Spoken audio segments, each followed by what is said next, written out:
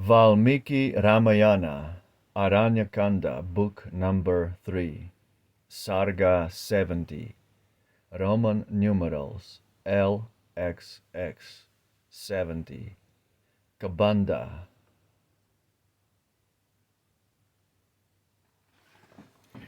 When every rite was duly paid, the princely brothers onward strayed, and eager in the lady's quest, they turned their footsteps to the west. Through lonely woods that around them lay, Ikshwaku's children made their way. And armed with bow and shaft and brand, pressed onward to the southern land. Thick trees and shrubs and creepers grew.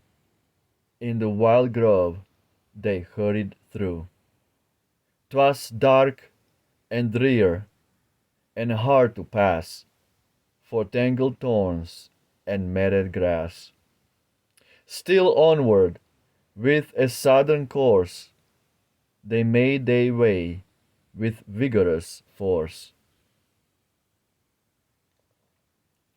And passing through the mazes stood, beyond that vast and fearful wood, with toil and hardship yet unspent, 3 leagues from Janastan they went, and speeding on their way at last, within the wood of Krauncha passed, a fearful forest wild and black, as some huge pile of cloudy wrack.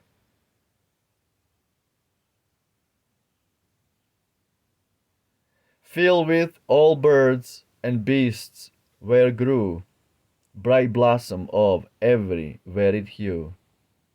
On Sita, bending every thought, through all the mighty wood they sought.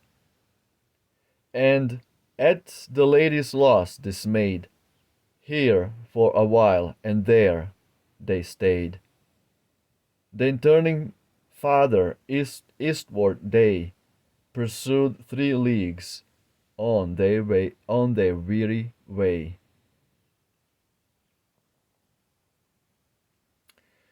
Pursued 3 leagues their weary way.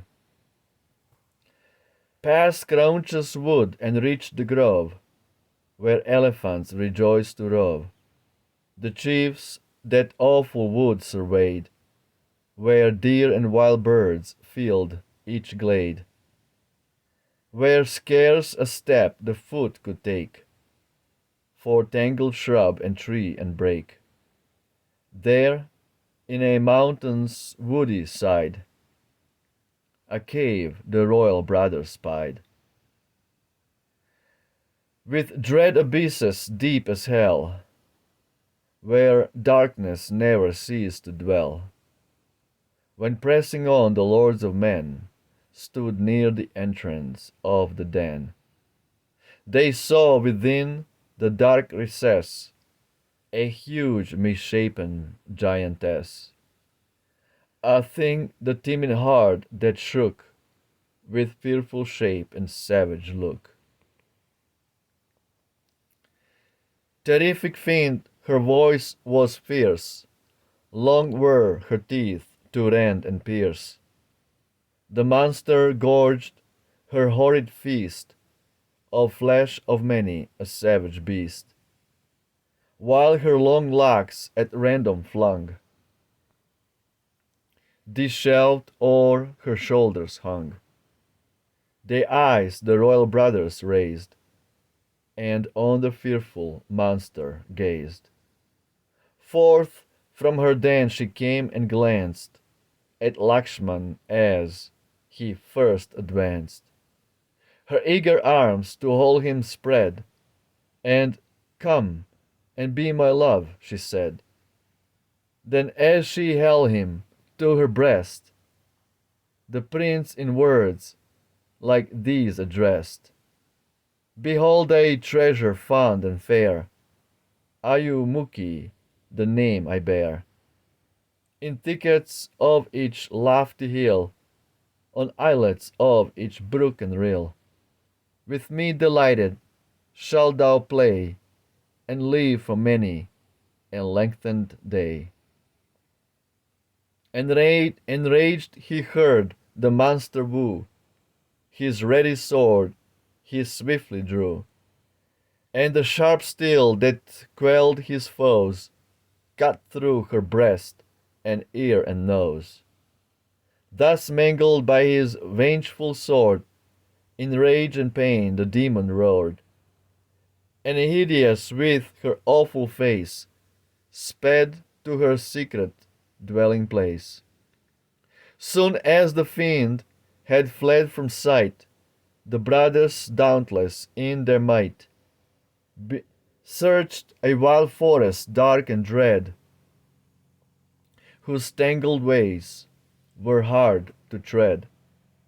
Then bravest Lakshman, virtuous youth, the friend of purity and truth, with reverent palm to palm applied, thus to his glorious brother cried, My arm, presaging throbs amain, my troubled heart is sick with pain, and cheerless omens ill portend, where'er my anxious eyes I bend.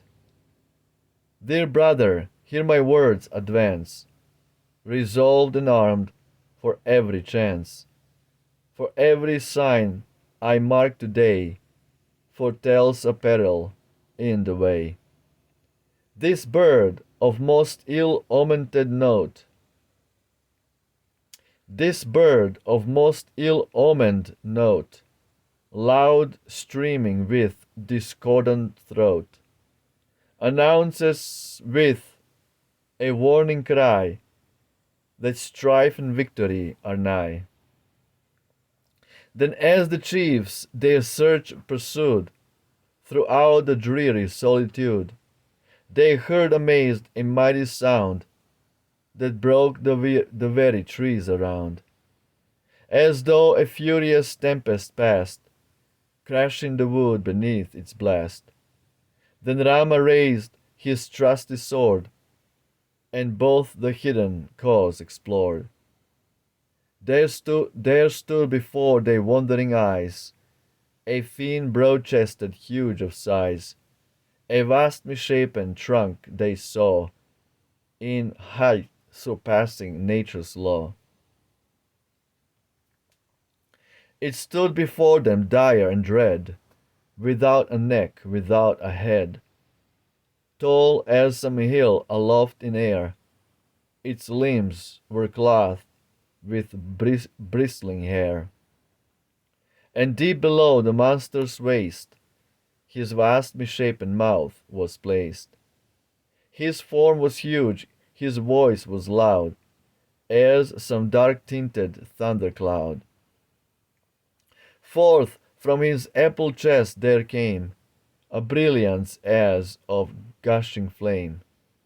Beneath long lashes dark and keen, the monster's single eye was seen.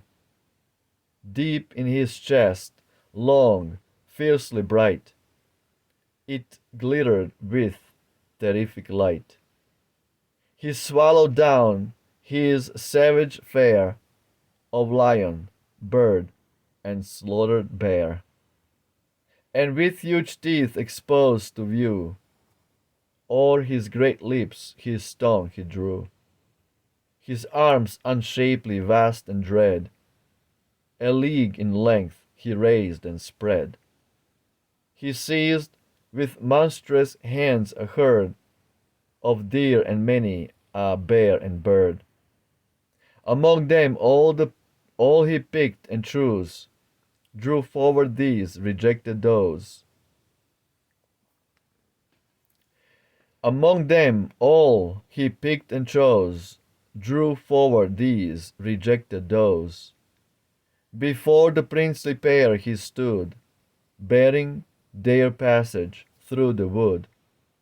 A league of shade the chiefs had passed, when on the fiend their eyes they cast.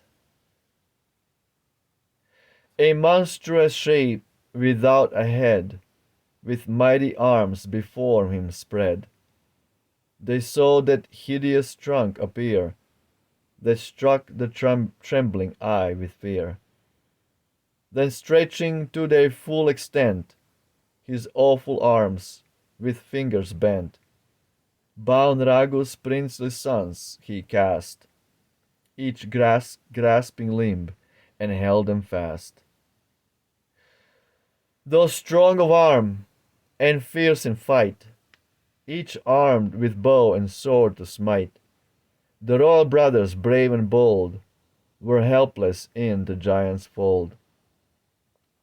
Then Raghu's son, heroic still, felt not a pang his bosom thrill. But young, with no protection near, his brother's heart was sad with fear. And thus with trembling tongue he said to Rama, sore disquieted, ah me, my days are told. Oh, see me in the giant's hold. Fly, son of Raghu, swiftly flee, and thy dear self from danger free. Me to the fiend an offering give. Fly at thine ease thyself and live. Thou, great Kakuchta's son, I ween, will find ere long thy mighty queen. And when thou holdest throned again thine old hereditary reign, with servants prompt to do thy will, oh, think upon thy brother still. As thus the trembling Lakshman cried, the dauntless Rama thus replied, Brother, from causeless dread forbear. A chief like thee should scorn despair. He spoke to soothe his wild alarm. Then fierce KABANDHA, long of arm, among the Danavas, first and best, the sons of Raghu, thus addressed. What men are you whose shoulders show, broad as a bull's, with sword and bow? Who roam this dark and horrid place, brought by your fate before my face? Declare by what occasion led these solitary wilds you tread, with swords and bows and shafts to pierce, like bulls whose horns are strong and fierce. Why have you sought this forest land, where wild with hunger's pangs I stand? Now as your steps my path have crossed, esteem your lives already lost. The royal brothers heard with dread the words which fierce KABANDHA said, and Rama to his brother cried, whose cheek by blanching fear was dried. Alas, we fall, O valiant chief, from sorrow into dire grief.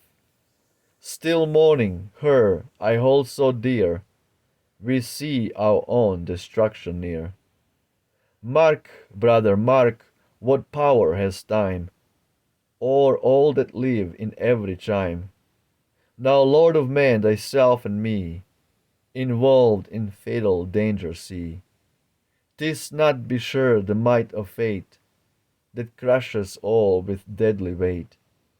Ne'er can the brave and strong who know the use of spear and sword and bow, the force of conquering time withstand, but fall like berries built, but fall like barriers built on sand.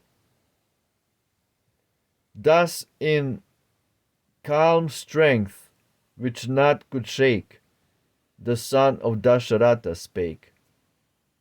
With glory yet unstained, upon Sumitra's son he bent his eyes, and firm in his intent, his dauntless heart maintained.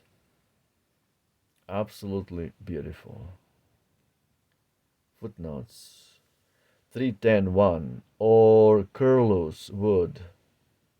310.2 iron faced. 311 Kabandha means a trunk. 311.2 a class of mythological giants. In the epic period, they were probably personifications of the aborigines of India. Um, Wrong, Mr. Ralph Griffith. It's not mythological giants. Yeah, everything that you don't want to believe in and that's a fact, you call it mythological. The giants are not mythological, they are truth. They were people from previous yugas were much bigger and stronger. They were giants in comparison to Kali Yugan midgets. 6 foot average height.